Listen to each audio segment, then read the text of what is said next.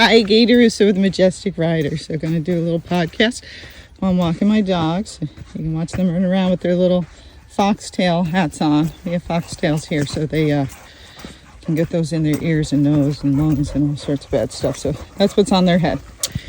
All right, so today I want to talk to you about getting your horse used to things. What most people don't do is prepare their horses well, and we kind of go out on the trail and then just try to get him used to things out there.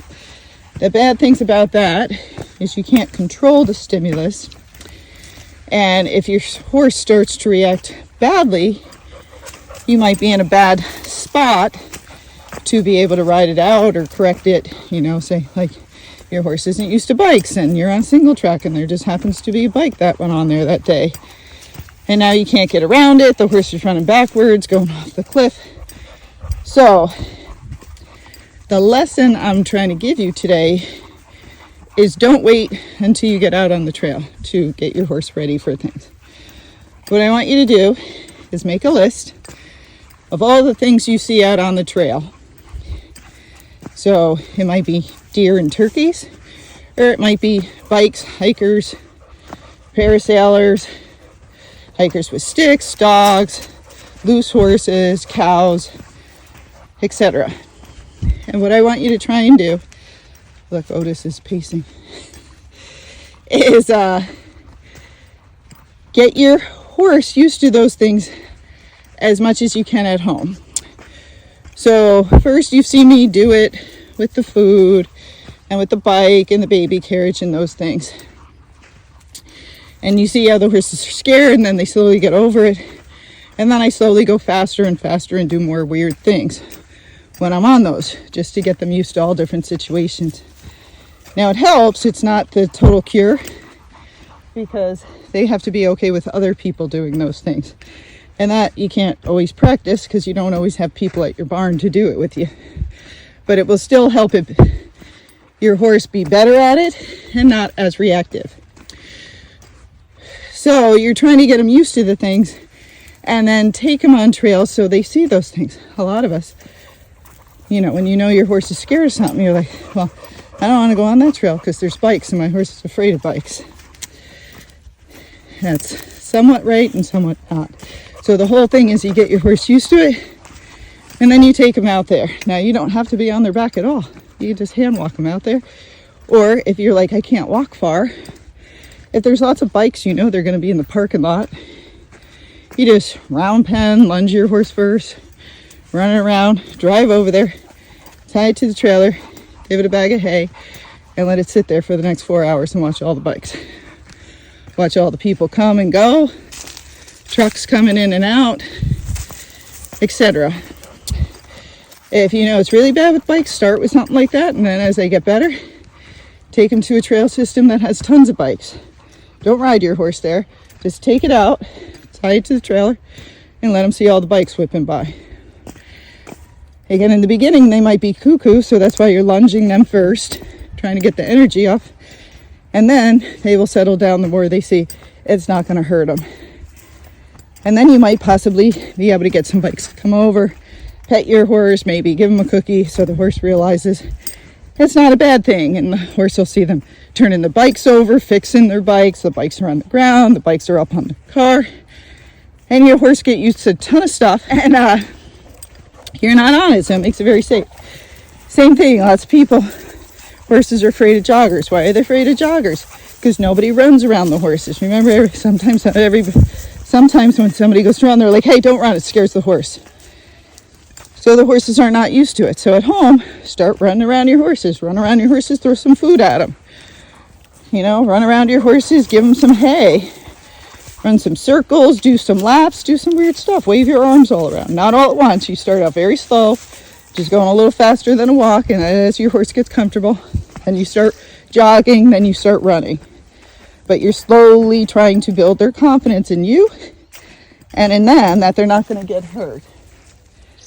So you start getting them used to joggers. Then if you see joggers with water bottles in their hands, you might think, what's the big deal with that? Oh, it's different. Some horses notice everything different. So if they have a water bottle, they wave it at you because they're trying to wave. that might be enough to scare your horse, or they might scrunch that bottle by accident. So get your horse used to those things as well. And just keep adding more and more things. Like, this is a weird thing. Otis is, marking his territory. Some horses aren't used to that. If a dog does that, it might freak out. So you're trying to get it used to as many things as you can instead of isolating your horse because you're scared. You want to expose it more and more. And then over time, you'll see, wow, the horse is getting better. If you do it right, okay? If you're scaring it, you're going to make it worse. And then it's you, not him or her. But if you're doing it right, the horse is going to get calmer and calmer and not care about those things. But in the beginning, it's best if you do it all the time, as many days in a row as you can, and then keep doing it. Don't stop doing it. So even when your horse gets good with all those things, if you stop and for the next 6 months it doesn't see a bike or a jogger or any of those things, then it becomes abnormal again, and the horse, if it doesn't have enough mileage on it or a calm temperament, might go back to being cuckoo. So that's why you might have done all this work. You rode them all summer. They were great. They have 6 months off in the winter. You start them again. You're going, he's back to a kook. Yes, because he didn't see that stuff for 6 months. Okay. And horses are all about, I don't want to die. I would like to run away so I can be safe. Okay. So they have to get their confidence up, and just doing that one summer is not getting them over it. It has to be over and over again until they're truly confident in you, the object, and what's going on around them. Okay? So it is not up to the people on the trail to train our horses, and we should not be doing all the training on the trail. Should be doing a lot of it at home, preparing the horse, because the more you prepare, the better it's going to do out there. The less you prepare, the worse it's going to go. And even if it's a spectacular horse, if you don't warm it up, work off its excess energy, you're not riding it a lot, they can all go to bad, and they can go to very bad. And when that happens, again, many times it's not their fault, it's our fault for not doing the correct things, but then we fall off, we get scared, and now we want to sell the horse and get rid of it because we made a mistake, and now we're going to get rid of that horse. Okay? So again, if you've lost all your confidence, you're petrified of that horse, you might have to get another horse just to start over new. But with this second horse, you need to do it right, because again, that first horse, it's probably not its fault. Okay? So you try to get a really nicely trained horse if you can, but everybody's trails are different, so you need to expose it to stuff on the trails, get it ready for your trails, hand walk it out there, see how it reacts to stuff, instead of riding it the first time and being petrified because it's never seen a bike in its life, and now it's seeing a bike out on the trail for the first time, and it doesn't know what to do with it because it doesn't know what it is. So remember, these guys are not machines. It's great that they carry us and do all these nice things for us, but we have to prepare them and get them ready for the job that's at hand. And to do that safely and to do it well and make a confident horse that trusts you, you prepare them. You practice. You practice over and over again, and then you slowly go out and start to do those trails and not go to some scary place and ride for 6 hours. That's not how you build up their confidence. Sure, they're better at the end. At the 6th hour, they're tired and they're like, yeah, I don't care about that thing anymore.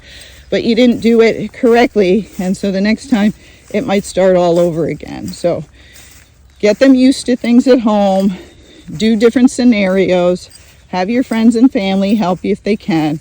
Stop yelling at the kids for running around, and let the horses get used to the kids doing crazy stuff, so when they see the things on the trail, they won't care so much anymore.